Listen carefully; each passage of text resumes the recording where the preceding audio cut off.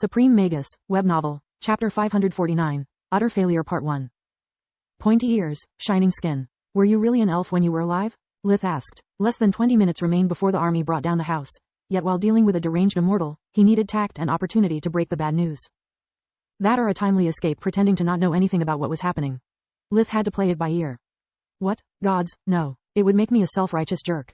This is just a side effect of draining so many pseudo-elves. It will fade in due time. I am, or better, I was human.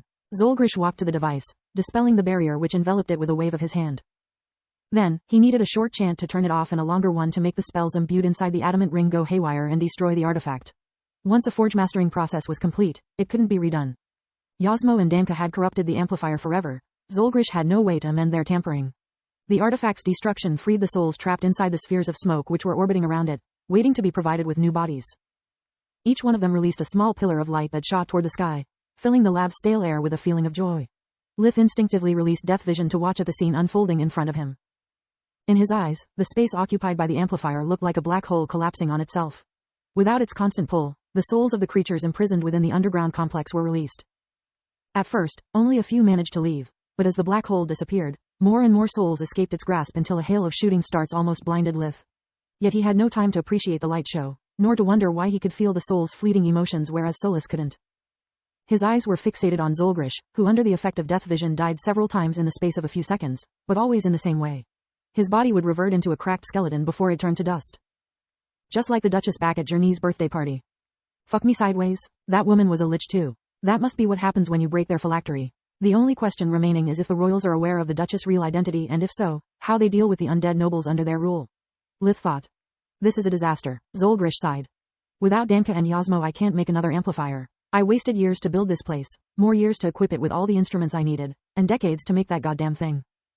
It's the biggest failure of my career. His rage was almost tangible and the mana currents he was emitting were so violent that Death Vision stopped showing his demise. To make matters even worse, those horny monkeys and their raids have given away the lab's position. Even if they didn't, only someone dumb, blind, and deaf could miss all those fireworks. I need to get out of here. Zolgrish restored his lab's power, making life vision and mana sense useless once again. About my payment? Lith didn't like the sudden turns of events. The Lich was in a hurry, turning lots of levers and pressing even more buttons on the various holographic panels which appeared above the various forges. The amount of mana in the air was getting thicker by the second, making Lith's skin crawl. Yes, I haven't forgotten. Usually I would give you a tour of my treasury and let you pick a reward of your choice within reason. Unfortunately, I don't have much time. You're a ranger, right? Zolgrish asked. Lith nodded in reply. If even Ratpack recognized his uniform, deranged or not, Zolgrish was bound to be able to do the math. That means the whole army knows about this place. They will raid this place in hours whereas I would need months to take everything away with me. I'm weakened and almost out of mana. A few hits would be enough to destroy my physical form, and after being away from my phylactery for so long, I don't know how much time it would take me to be back at full strength.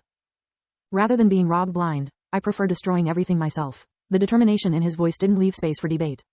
What about me? Lith refused to change the topic.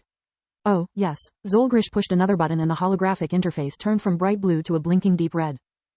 You can keep whatever you took on your way to save me, plus I want you to have this. A clap of his hands made a mint condition forge appear in the middle of the room. It's the only unspoiled one left and after collecting my most precious belongings I have no space left inside my dimensional items to store something so bulky. It would be a waste to destroy it. It's pure adamant. Lith put his hand on the massive silvery table, feeling his mana flow through it without encountering any resistance. Yes, it is, dear Faran. Now give me the artifacts Yasmo had on himself. They are the last batch I made with my treacherous assistants and they are priceless. They should be. Zolgrish listed them with uncanny memory for someone incapable of getting Lith's name right even once. At least Solus got some time to study them. The problem is that aside from the mirror, I have no idea what they do. Lith thought. He also had this. Lith handed the Lich the silver sphere. He still considered clean slate trash compared to invigoration. My eraser. That bastard even dared to steal my office supplies. You can keep it. I produce and lose them in bulks. Those little buggers disappear like they have a mind of their own. Now you better go. The whole place will blow up in less than a minute. Lith stored the adamant forge and warped away. Only then did he allow himself to smile. He had given Zolgrish all of the artifacts he had listed, but Yasmo had actually more. I would have returned the mirror and the sphere anyway. Ratpack witnessed Yasmo using them. I couldn't afford being ratted out and then living watching my back from Zolgrish. Now I have a purple crystal, a lot of ingredients the dryads gifted me, and an adamant forge. I have all the necessary to craft a masterpiece. Lith thought. Yeah, too bad we have no idea what to create. Solus pointed out. Either we get the blueprints for something worth using such treasures, or you need to stop for a few years to devise one of our own and do some tests. We have only one block of adamant, after all. Lith was about to rebuke something about an improved version of the gatekeeper when his military communication amulet drew his attention. Ranger Verhan, do you copy? The hologram of Brigadier General Vorg appeared. Sir, what are you doing here? Lith asked. We lost your signal about half an hour ago, so your handler sent the wardens to check the situation. The timing matches with the ambush. Probably the lab's shields blocked the external interferences, Lith thought. They found a small army waiting for them and almost got killed.